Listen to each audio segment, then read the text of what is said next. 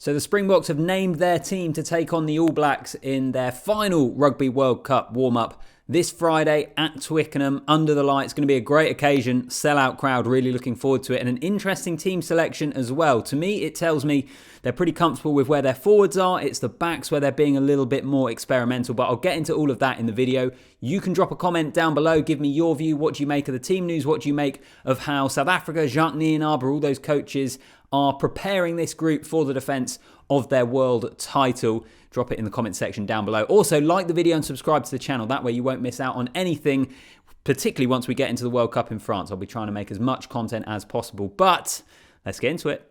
All right, so I love it that South Africa put their team up on at the start of a week, kind of closer to a test match than the rest of the nations. I always appreciate that. This is the team that they have gone for. No change in the front row with Kitshoff, Marx and Malherbe. There is a change in the second row. Etzebeth and Mostert come in. Siya Kolisi continues at 6. We're expecting him to get between 50 and 60 minutes in this test match. He played a half in Cardiff at the weekend after returning from an ACL injury. Then Pieter-Steph du Toit at 7. Duane Vermeulen at 8. Faf and Libbok are the halfback pairing. You've got Esterhuizen and Moodie. Very interesting centre combination. Don't you worry, I'll get onto that.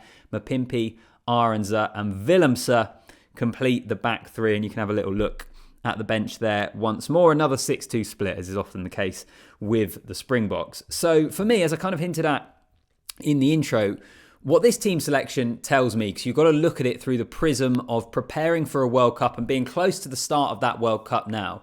And in my opinion, this is a team selection that shows me that South Africa are pretty confident and pretty strong in their forwards.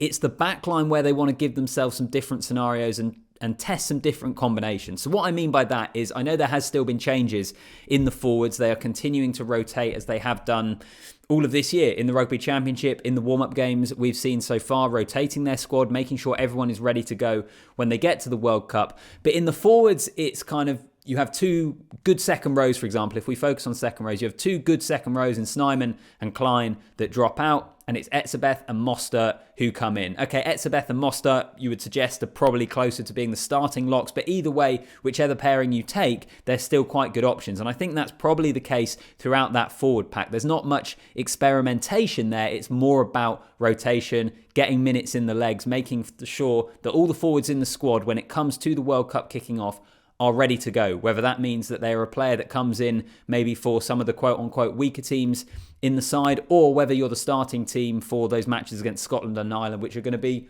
awesome. It is one of the best groups in World Cup history. You look at that group, those matches are going to be seriously exciting. So that's where I think they are with the forwards. It's about rotating guys. We've seen the strengths they had. I think we saw that in Cardiff once more. The set piece looks really good. We saw Siya Kolisi come back. I thought he looked really good, by the way. Looking back now, I thought Siya Kolisi, for someone who's been out for 4 months, had ACL injury, had surgery on his knee, thought he was really strong. All the options in the forwards, I think Jacques Nienaber and co are comfortable with at this moment in time. It's the back line where they want to experiment more. And I don't think it's a case that they're not comfortable with their back division. I think it's just an area of the team that they want to try some different things. So Moodie at 13 is going to be the headline, and externally is probably the biggest surprise. A guy on the wing whose try ratio early on in his international career is really strong. He's added depth to the back three, and in training, Jacques Nienaber has said they have been using him as an alternative 13 option. It's always been unsure in the squad because of Lukhanyo Am's injury, who apparently is going to be another 2 weeks before he is back. I don't know whether that's back in training or can start looking at training again, but he's still not fit.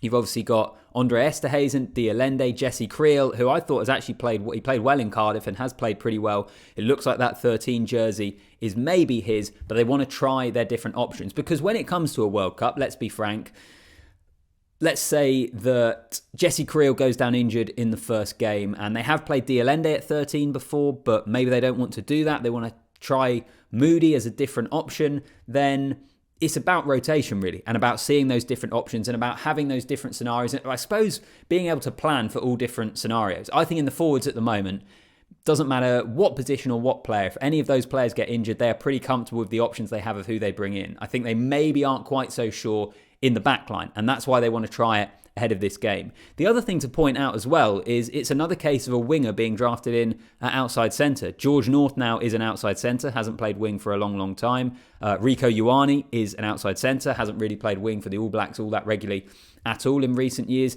It's kind of quite a natural progression, it seems. And Moodie, if you want to compare him to those guys, they're all different players in their own right, but he's got speed, he's quite a tall guy. You know, maybe it does make sense. So I'm really interested to see how he goes there. Having said that, I don't think, barring a real injury crisis, those games against Ireland and Scotland in the World Cup, it's going to be Moodie at 13. I wouldn't imagine so, but we'll wait and see. I think at this moment in time, it's Creel or it's possibly Dialende at 13 with Esterhuizen at 12. But actually looking at the centre combination for the All Blacks game this weekend, I'm looking forward to seeing both those games. Esterhuizen and Moodie, I think they could complement each other quite well. Outside of that, I mean, it is particularly the backline, seeing as we're talking about that and talking about the kind of testing different things with it.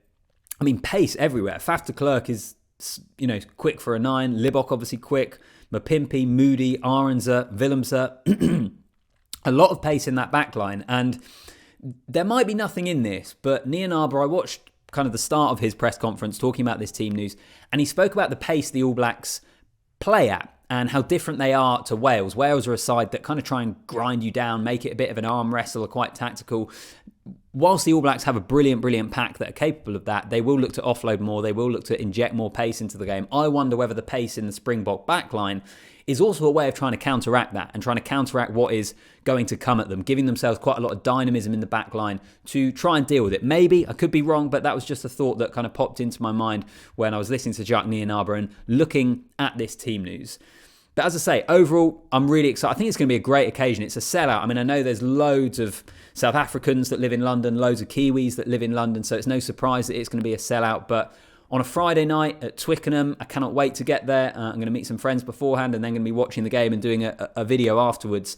But I think it's a great occasion. I hope it's a great match because it is a World Cup warm-up and there'll be a bit of rotation, but it's a pretty strong Springbok side and I'd imagine will be a fairly strong All Black side because, let's be frank, this is such a rivalry that neither of these sides are going to want to lose to one another. So I'm really looking forward to it. It's a beautiful week here in London as well at the moment. Hopefully it can stay like it is at the moment. You'll see I'm in the vest. I got home from work today, absolutely boiling. So hopefully it stays like that. A nice summer's evening in southwest London and it could be a great occasion. That's kind of everything from me. Those are the main things that really sprung out to me when I looked at the team.